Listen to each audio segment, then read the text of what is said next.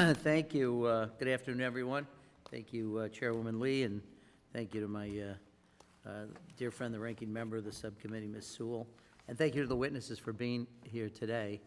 I think this is, as Chair Lee and I said, this is the third time we've tried to organize this, so third time is a charm, it turns out. But this is really a very, very important conversation to have, and I'm grateful to the chair for pulling us all together, and again, to all the witnesses for being here. And I think it's important to kind of take stock of the moment that we're in. A recent report found that last year there were 27 individual weather and climate disasters with at least $1 billion in property damages. That's really pretty extraordinary as the number continues to grow in the amount of damage that storms do. Unfortunately, the administration continues to deny the climate crisis, denying science, and actively impairing our readiness to respond. Back in June, I sent a letter to FEMA expressing concern over the lack of publicly accessible data on how and where federal resources are allocated in response to federal disasters, a problem which has gotten even worse since January, the new administration. As the hurricane season began, the President's FEMA had reportedly said that he was unaware hurricane season had started. I'm assuming that was a joke, but joking or not, it's not funny and it's unacceptable. We have seen, since the beginning of this year, fired federal workers, ended grant programs that have long built resiliency and mitigated the impacts of disasters, and actively dismantling agencies that support our critical infrastructure. A recent GAO report found that the recent cuts to FEMA have severely impacted the government's ability to respond to a hurricane season like last year's. Natural disasters and severe weather events and the damage they inflict are not going to stop regardless of whether we bury our head in the proverbial sand or not. They're coming whether we like it or not. And these actions do not strengthen our elections or our democracy. In fact, they make us less secure. Disasters do not care about partisan affiliation, and they don't care that it's election day. They do not care if a person is rich or poor, and our response to them should not either. When Hurricane Sandy hit New York and New Jersey just days before the 2012 presidential election, hard to believe it's that long ago, it displaced hundreds of thousands of people and caused significant damage, yet we still needed to carry on a presidential election. And the same thing happened in North Carolina just last year, which was referenced by the chair. Hurricane Helene hit the state in late September of 2024, after absentee voting had already begun and less than 3 weeks before early voting was set to begin. And the storm caused tremendous damage. I don't have to tell our witness about that.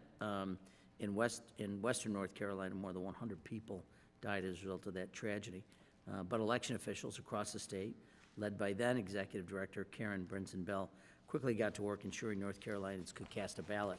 Because of their hard work, she and all the people who are part of the election infrastructure, voter turnout was actually higher in the 25 disaster area counties than it was statewide, which is pretty remarkable when you consider it.